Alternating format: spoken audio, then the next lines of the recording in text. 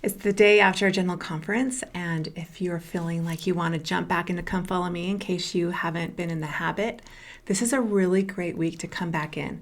It's just sections 30 through 36. They're short and they're powerful. So you know what is happening. It's 1830. The church had been organized officially earlier that year. It is still centered in the New York area. They haven't yet moved to Kirtland, but this week is the beginning stepping stones of that.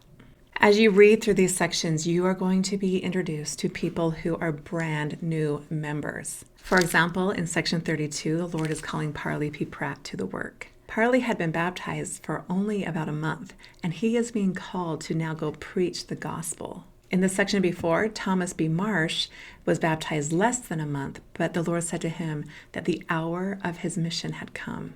Parley P. Pratt will become one of the great scholars of the church, but at this time, he was a brand new member who was just doing something that the Lord was calling him to do. He and some other missionaries desire to go teach the Lamanites and teach them about the Book of Mormon.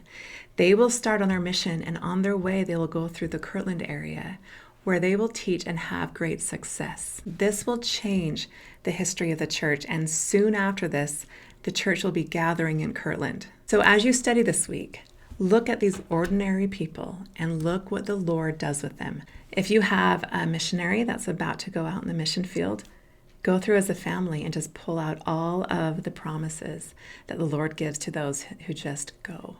And verses like this: "Verily I say unto you that ye are called to lift up your voices as with the sound of a trump." A trump is an instrument that breaks through noise. It gets people's attention. It doesn't mean that you have to be loud. It just means you have to be clear.